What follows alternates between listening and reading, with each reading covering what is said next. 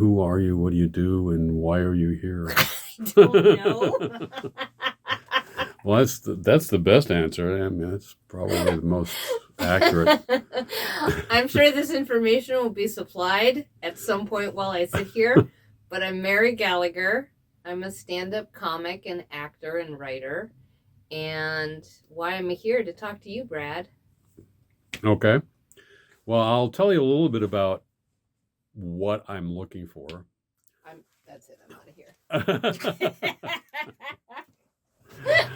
um, I'm I'm looking for you, your history. Um, what is your art? What do you feel makes you an artist in whatever way you feel you are an artist? How did you get to be that? What is your history? Where did you grow up? Who are your parents? But I want some history. Sex or masturbation? I want some history. Some context. How did you How did you start doing what you're doing? Why did you do that? So all these are questions that I just asked you, so you can go. Okay, great. All right, so you could actually step out while I talk to the camera for the next 45 minutes. Okay, well, I have to give a little feedback. Right? Okay, good. Let me put this chuckle on here and there. Yeah, there you go. So, yeah, I grew up in Milwaukee, Wisconsin, and I come from a pretty conservative background. My parents are former Marines, and God, this never gets old talking about this. So I grew up rather introverted, and not by choice, but because I was told to quiet down. You were forced to be introverted. I was forced to be introverted. I really was. And so I thought I was funny, but I was not allowed to be funny. So I drew a lot of cartoons. I started cartooning as a child. And my mom really liked the cartoons. That she allowed. She's like, you can be funny on paper in the other room. So yeah, that's kind of where I started to foster my creativity, was through cartooning and trying to get my mom's attention through those cartoons. And I noticed that if they were funny, she would, react. This is like such a standard story that people tell about trying to get their parents' approval, but it really was trying to get my mom to pay attention. I started dog sitting when I was about 7 years old. I wanted to make money, and I started dog sitting, and I continued that for decades. And it's actually how I got on Friends. I was dog sitting the producer's dog. It's not how I got on the show, but it's how I got the audition. Was dog sitting the producer's dog. That was kind of my first big role on TV. Was playing a character named Tilly on Friends. And but back to Wisconsin, yeah. So I just started to kind of come out of this shell with comedy. And I went to a state school about 2 hours away. I went to the University of Wisconsin, Green Bay. And there I found the theater and I started acting. But I needed money, and it was hard to get a job in college because, you're a student all day. And if you're a theater major, you're in play rehearsal at night. So I wasn't quite sure how I was going to figure out how to make money. And there was a company in town, singing telegram company, that was looking for someone to deliver singing telegrams. And it paid really good money. And I was like, oh, that's great, because it's like you're in and you're out. You do the telegram, you make a couple $100, but I don't sing. So, well, wait a minute. Isn't that a criteria of the You would think. And the thing is I was around all these really talented singers in the theater department in Green Bay. And I kept telling them, you should go get this job. They're like, I'm not doing that. So nobody went, and I went, and I got the job. And I learned then that most people don't do stuff. They just, don't take advantage of the opportunities. And I could see these talented people, and they were like, wanted to go drink beer. And I was like, I'm going to go make some money. So he never asked me if I could sing. And I think he just assumed that I could. And I just knew I would find a way around this because the money was so good. So what I did is I created a personal, funny performance for the people that I was delivering the singing telegram to. In retrospect, I was roasting them. I would just get all this information about them. I talked to the person on the phone who was sending the singing telegram for like 45 minutes. I'd get all this information about them. And then I'd write these really well-crafted jokes about the person. And, we all are in on it because I'm in front of their friends and family in a bar. And like, they'd be like, okay, you're going to be the cop. You're going to be the sexy cop coming in. So, I'd come into the bar and I'd be like, where's James Thompson? I got an arrest order for him, and then I'd find him, handcuff him to the bar, take his pitcher of beer, drink it, spit it out, really just take the stage and do this performance to him in front of everyone. No one ever noticed I wasn't singing. They didn't care.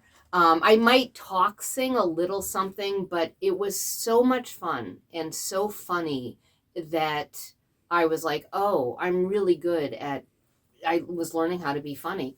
So I just kept doing that. Sometimes I'd be a banana, sometimes I'd be Marilyn Monroe, and then maybe, Mr. President, and do a little fake something, but really was never about the singing. For me, it was about being funny. So I started to make money in college, and then I put together a little comedy duo. And we went and would go to, there was a lot of gay bars in Green Bay, Wisconsin. We would go to these gay bars and compete in these lip sync contests way before TikTok. And we started to win the lip sync contest doing comedy. We went all the way to open up for Sam Kinison in Green Bay, Wisconsin in 1988, I think it was, which was horrifying. It was the wrong place for two young women. But I kept learning. I'm like, oh, okay, this is how it works. And then after college, I headed to Chicago and I went to Second City and I did improv and sketch. And there I met really my best friend today, who is a writer in Los Angeles. He got a job out writing in LA and he said, you should come out here. I think you do well.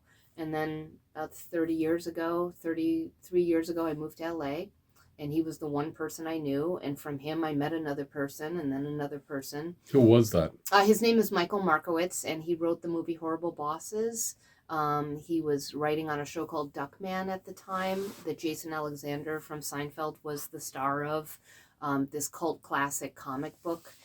And that was like my first voiceover was on Duckman. And so I started getting TV roles and I started to audition and I started to get in commercials and TV and I kept doing my stand-up.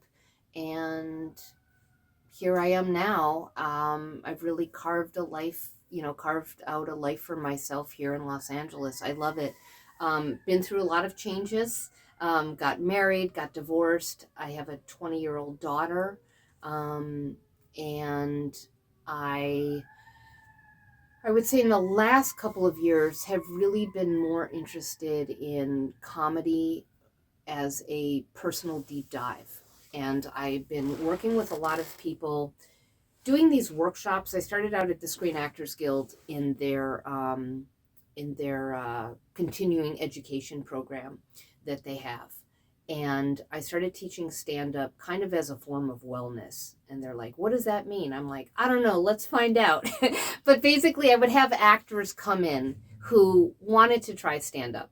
And, not to necessarily go, into the world of stand-up, but they just wanted to see what it was like. And so I started to coach actors doing stand-up, really to kind of, especially over the pandemic, to kind of have another tool in their toolbox for creativity, for character work, to learn how to overcome fears, to craft jokes, to be more conversational in comedy. And I really leaned into it. And then I started teaching at some of the comedy clubs around town.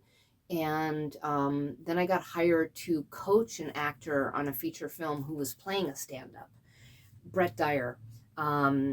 And that comes out next year. It's a romantic comedy where he is a stand-up comic. Had never done stand-up comedy, but I worked with him for about 4 or 5 months, going to open mics, crafting material. And in the film, he's really doing stand-up that, he learned how to do. And then I said to him the other day, I said, will you ever do stand up again? He said, oh, God, no. So I'm like, score. We got one in and got one out. Well, probably he didn't have a bad childhood. That's Yeah. probably had a good childhood. That's why he doesn't There want you to do it go. anymore. Yeah, exactly. Right. So I really like that. I love working with actors. I love when, stand up and comedy and acting all kind of merges together. But yeah. So okay, great, cool. Um, what do you feel is the art of that? What do you feel is the art of what you do, comedy and stand up? What is the soul of that? Yeah. And why is it something that you feel? Do you feel it's creative at all? Absolutely. And it's really shifted for me in the last couple of years. I used to think that stand up for me was just about crafting jokes and about kind of memorizing routines and being clever. And that has completely changed for me. What it is for me now is embracing the moment and really, truly being in the moment. So I've let go of this desire and need to do something on stage. I mean, hopefully there's still something there that I've got in mind to do, but I think me personally as an artist has really changed because I'm not holding the reins anymore like I was. And you know, writing jokes and doing characters and learning for myself how to kind of evolve as a stand-up got me on The Late Show with Stephen Colbert. It got me a Dry Bar special. It got me a lot of kind of furthering along what I thought was this hierarchy of stand-up, from being a host to a feature to a headliner. But along the way, I never really knew me in comedy. I would have glimpses of it. I was like, oh, that was really fun and free. Maybe I should forget about that. And now I'm like, oh, that was everything. That was everything. So I think for a long time, I kind of hid who I was. No, that's not unusual. Really? Do you feel that your childhood, your growing up, your family has influenced this at all, or no? Oh, yes, Brad, it has. It's kind of everything. Absolutely. Yeah. Okay. Once I kind of woke up to that, kind of coming out of marriage and coming out of being the good girl daughter, and a caretaker, a people pleaser, maybe even a scapegoat, all of that was a huge awakening in my life. You write your stuff, right? I mean, I do. how you do improv, or you have done improv? Yeah, I did improv for a long time. Yeah, Second City and Groundlings and, collected improv groups like I collected Shoes in the 90s, just a lot of improv and sketch. And then just kind of then started doing stand-up and didn't really do improv and sketch anymore. How has that influenced your writing, your creativity in your writing? Do you feel that the writing is superfluous, or is it key to what you do? Yeah, I think that, anything that I've been surprised by and have thought was something definitely did not come from me crafting it. It might have evolved as I did rewrite after rewrite after rewrite and asked a lot of different people for their input. But I'm very collaborative. And so I think the things that I really get excited about today are things that happen in the moment, things that are mistakes, things that, you're writing on your computer and spell check puts in a auto type, is that how you say it, does a different word, and I'm like, oh, that's much better than what I was gonna write. So yeah, I'm really intrigued by letting go and allowing something else to show up.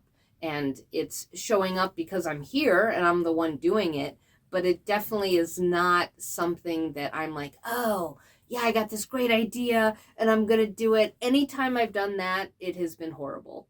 Or it has just been like, but that's interesting, because that's really the crux of improv. Yeah. You know, if you have to think about it, it's going to be horrible. If Yeah. you don't think about it and That's just let true. it happen, It's really then it's true. usually great. Yeah. You know, so you're Yeah. able to get out of your own way. I think so. I think that, Mhm. you know, anytime I've allowed that to inform the writing, right? To inform the acting, to just, you know, you still have this idea of what you want to do, but if I can lessen the reins and if I can get out of the way and be open to what is showing up, that in my experience has been quite profound. Yeah. So, and I, you know, I'm still very new at all of this. So even though I've been doing this for a very long time, this is a new, more open mindset, I would say, in the last 6, 7 years for myself.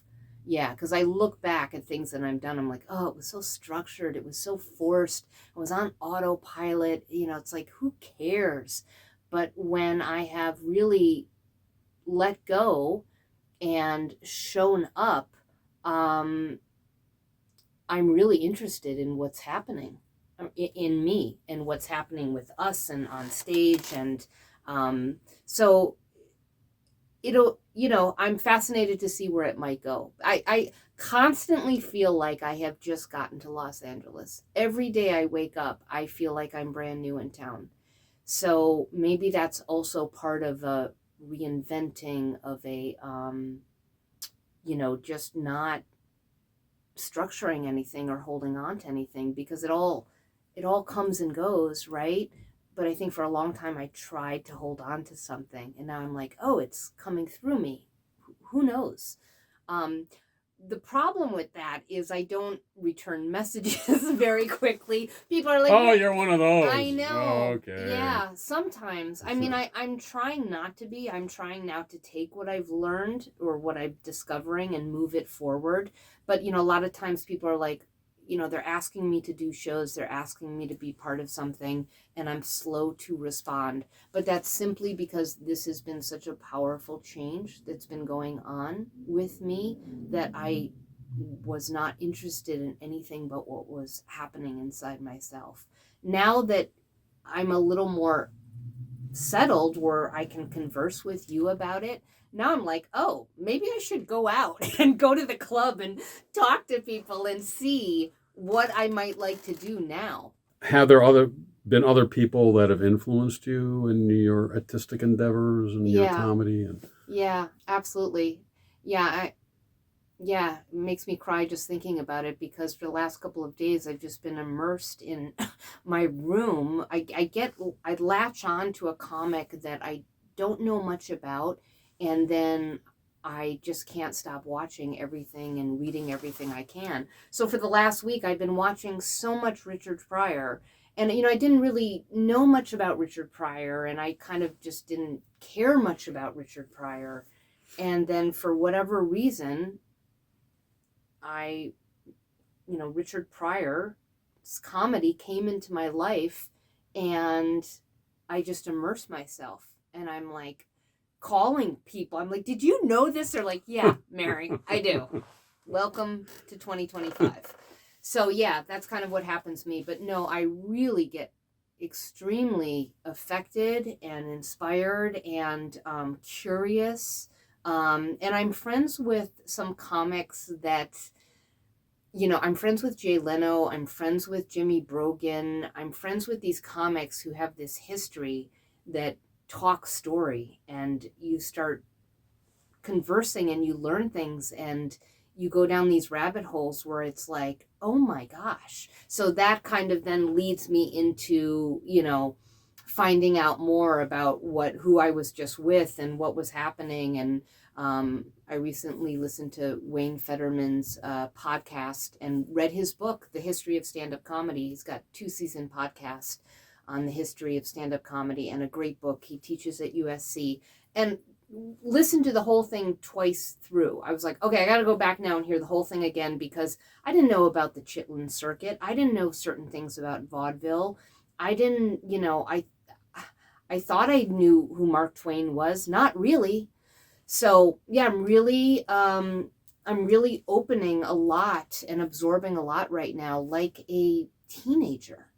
And so, yeah, I get very inspired, is my point. I love Flappers. I love it. I feel like it's my home club, you know. So Barb Holiday, who owns Flappers, I knew her 30 years ago. I feel like it's been about 30 years when her and her partner Dave were doing Uncle Clyde's comedy contest, which is still at Flappers today, over at the Haha Cafe in North Hollywood. I can remember that, and I can remember talking to them, and this is way before there was a club. I can remember us doing sets in the club, and I think even then they gave a giant plate of fries to the winner.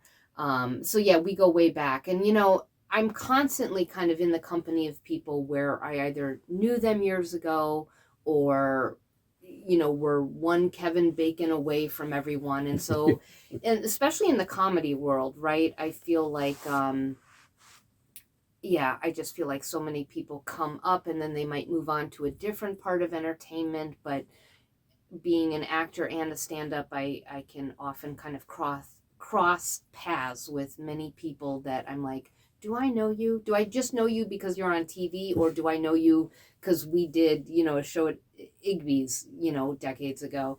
But yeah, so that's my connection. Barb is really very instrumental in me getting on late night TV because I was a mom and my daughter was maybe 7, 8 years old, and my husband at the time was traveling a lot, so I was home. It was just my daughter and I had taken a break from stand up. It was difficult to try to do anything. And I Yeah. remember I ran into her. She's like, Mary, I got this club, you should come down. And the only reason I was really able to get out of the house and go and start doing a comedy again was because Barb invited me. It was right down the street. She said, I'll give you whatever spot you want. I was able to really kind of, begin again, where some other club would be like, what? Who are you? No, we don't care. Get out of here. But she was really able to create a place that I could walk in and start performing and get back for the sitter. And, sometimes I bring my daughter along. My daughter be writing jokes for me. And that once I got seriously back into it, I had a goal, which was to get on late night TV. I was like, if I'm going to do this again, I actually have to I have to set a schedule for myself where there's going to be a reason to do it, not just hanging out at the club. And my goal was to get on late night TV. And then I did. I worked on my set continuously and got a lot of great advice from comics who had been on late night TV. And then I got myself on Colbert. But yeah, a lot to do with Flappers. Yeah. And at Flappers, I taught for a long time too. And again, really kind of learned how to foster teaching. And I learned at Flappers that, some people say, well, you can't teach stand-up comedy. People make fun of like, oh, comedy class, good luck with that. But I learned that a lot of people were there to create community. They were there because they wanted to connect with people. They wanted to talk about comedy. They wanted to form friendships. They wanted to take this huge fear that they had and investigate it.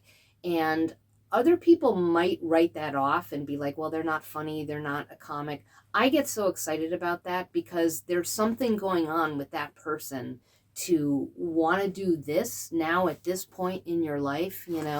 I just think it's amazing. It's incredible. So I've had people, one of my students said, Mary, you really helped me to heal from childhood trauma with stand-up comedy, and I'm like, this is powerful stuff. I also think that there's times that I have forced something and tried to make something happen, and then I've seen it and I'm like, oh, that's horrible. And then there's other times where I've just kind of gotten out of the way of it and thought, that's brilliant, So I do think that does come from a feeling of worthiness for me, that anytime I was trying to construct something and forcing it, I can't imagine that I felt very whole in myself. And when I feel complete, first of all, I don't give a shit what happens. And second of all, it makes for a much more alive, real, authentic conversation. Well, not giving a shit, I think, is key. Yeah, I it think is, that's isn't really it? key. It is. But I think there's a way to interpret that. I would have interpreted that when I was younger as an anti movement of like, oh, well, you don't care, so you're, not giving a shit. I've been on sets where we've all been waiting for someone and the clock is ticking and now there's thousands, maybe millions of dollars being lost because this actor is like, well, I'll get there when I get there, right? I always thought that's what not giving a shit meant, was like, oh, you're anti the establishment of the entertainment business. And I was always like, I'm here on time, like I always thought it was to be the most professional of anything would be the same in the entertainment business. And so I thought, well, they don't give a shit. But now I'm interpreting it different, which is, no, it's not that I don't take it professional, but I don't give a shit what you people think because this is what's happening. The problem with the people that do that is that they're not giving a shit. They just don't give a shit about the other people. Right. And that's the problem. Is Yeah. They don't give shit about the people that they're supposed to be working with. Yeah. And, you cannot give a shit about what people think of you, but you want to be considerate to the other people that are working with you. Yeah. Well, especially because it's so collaborative too. Like, it's just such a collaborative, when you're an actor in a commercial, it's funny. I've talked to a lot of actors who have experienced this. You have no idea what you're showing up for. You think they cast you and you think, but you get to set. Nobody tells you anything. You don't have any copy because it's like they'll get to you when they get to you. Just show up and be there, and that's all you need to do. Go away, sit down. I'll talk to you when I have to. And it's this whole idea of like, well, I'm on the commercial. It should be about, they should be thinking about me and what no, we're all here. You're the actor. I'm the grip. He's the director. Just show up and it will get done. That took me a while to kind of understand that we're all doing this together, as opposed to, but I'm the actor. Nobody cares. In fact, they're probably keeping the script away from you because you're the actor. They're like, don't give it to her. So is your daughter, is she a creative person? Is she in the business? Okay. She is. But yeah, that's what I wanted to say about growing up in Burbank. A lot of times with my ex-husband traveling, my daughter was with me all the time. So if I had an audition, she was coming with me. And a lot of times they would say, Mary, can we use your daughter in the commercial to play your daughter? And I was like, okay, let's put some money away for college. So I got this sense that as my daughter grew up and she had been on set, she had been to comedy clubs, she had, I'd take her around to comedy shows and introduce her to comics. And, after she met Jim Gaffigan and she started to, she would, every night she'd play Jim Gaffigan's Hot Pockets bit on YouTube while she ate a Hot Pocket. Like, that was normal. That was normal, is that you eat the Hot Pocket and you watch him, who she just met. So I got this sense that she came out of that world going, so that's what people do. My mom's an actor and my dad's a musician and this is normal. So I saw her and her friends just be like, maybe they did something, they'd be in the choir or they'd be in theater, but then they were over it. Some of them might have gone on to do movies and stuff, but when she graduated, people are like, is your daughter going to be an actor? And I was like, oh, God, no. She saw that, yeah, she did that already. She did that. Now she's pre-law. I grew up in Wisconsin going, you can be an actor? There's no fun and creativity around this house. How is that possible? So I think it's kind of the grass is always greener, of wanting. I saw these people on TV and I'm like, what? I got to college and I saw the theater department. I was like, this is a real thing? Because my parents said that none of this is actually real, you guys. So yeah, she's past it. Okay. Yeah. That's cool. Yeah. Yeah, and maybe she'll come back to it one day. She's super creative. She sings, she plays guitar, she plays piano. She doesn't have time for any of that now. So it'll be interesting to see if all those things in her childhood may resurface again. Why are you in Burbank? Hmm. Moved to Burbank for the schools when my daughter was born. Yeah, knew that there was really good schools here, and my friend who I told you about, who was the reason that I came to LA, the one who said you should come out here, I think you do well, Michael, the writer, he lives in Burbank. Yeah, I feel very fortunate to live here, very fortunate.